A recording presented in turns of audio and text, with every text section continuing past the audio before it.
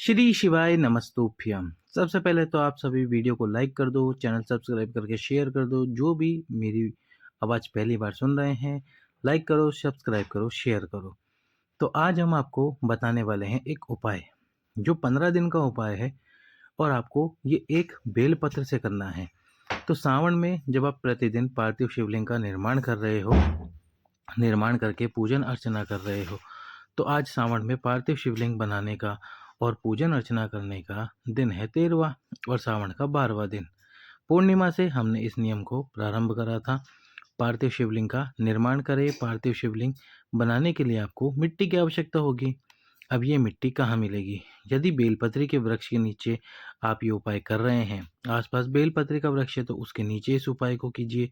नहीं है तो फिर आप इस उपाय को आपके घर में जो भी गमला हो, उसमें जो पौधा लगा हुआ हो, उस पौधे की मिट्टी में इस उपाय को कर सकते हैं। बस एक बात का ध्यान रखना, यदि तुलसा जी का पौधा है तो आप उसमें इसका उपाय ना करें, क्योंकि जब हम उसमें ये उपाय करते हैं या फिर शिव जी पे चढ़ा हुआ जल तुलसा जी में गलती से भी डाल देते हैं तो हमको दोष लग जाता है।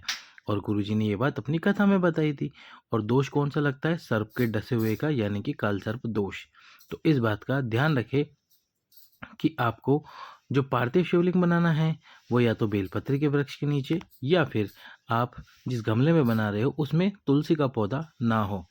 अपनी मनोकामना बोलते हुए आपको पार्थिव शिवलिंग का निर्माण करना है।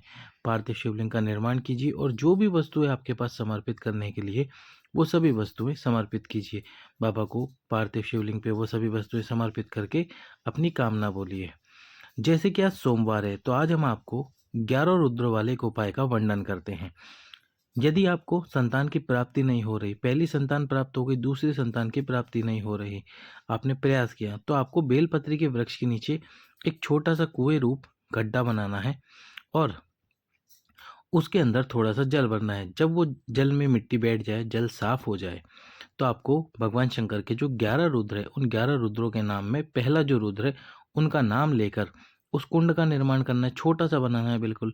फिर उसके बाद में उस कुंड के सम्मुख में थोड़ी सी खीर रखनी है आपको बनाकर। क्या रखनी है? खीर। खीर रखिए बनाकर, और खीर बनाकर रखकर एक लंबी बात का दीपक प्रज्वलित कीजिए। उस कुंड में से थोड़ा सा जल निकाल लीजिए और जल निकाल कर फिर वो जल पति और पत्नी दोनों पिए।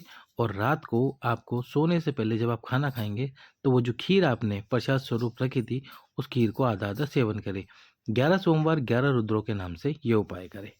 अब आज का उपाय, जो कि 15 दिन का उपाय है, तुमरुकेश्वर महादेव के नाम से।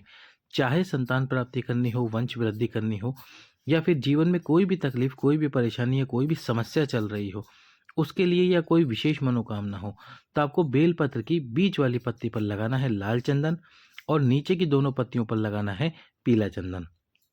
तो बीच वाली पत्ती पर लाल चंदन और नीचे की दोनों पत्तियों पर लाल चंदन लगाकर आप उस बेलपत्र को तुमरुकेश्वर महादेव के नाम से भगवान शंकर के शिवलिंग पे समर्पित करें।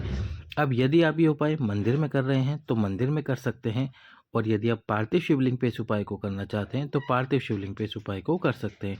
तो तुमरुकेश्वर महादेव का नाम लेकर आपको वो बेलपत्र समर्पित करना है भगवान शंकर के शिवलिंग पे, और लगातार 15 दिन करना है। जो भी आपकी कामना है उस कामना का स्मरण करके, उस कामना मनोकामना को बोलकर आपको ये उपाय करना है। यदि संतान प्राप्ति या धन प्राप्ति के लिए आप ये उपाय कर रहे हैं तो दीपक लंबी बात का भी अवश्य ही रूप से प्रज्वलित करें। जब बेलपत्र समर्पित करें तो एक लंबी बात का दीपक जरूर प्रज्वलित करें अपनी कामना बोलकर। और जो दीपक की बात है उसको केवल घी में गीला कर लीजिए और दीपक प्रज्वलित कर दीजिए।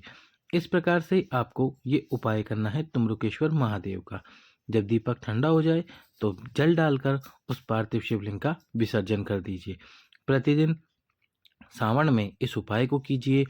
बाबा से प्रार्थना कीजिए। पार्थिव शिवलिंग यदि आप 3 महीने में, 1 महीने में, 15 दिन में अपने घर में बनाते हैं और उसकी पूजन अर्चना करते हैं तो अकाल मृत्यु यदि किसी की होने वाली होती है घर में, वह भी टल जाती है। यदि घर में कोई रोग बीमारी आने वाली होती है बड़ी, वह भी नहीं आती है। तो पार्थिव शिवलिंग का निर्माण कीजिए, पूजन अर्चना कीजिए, वीडियो लाइक कीजिए। सभी भक्तों को श्री शिवाय नमस्तुभ्यम। हर हर महादेव। शाम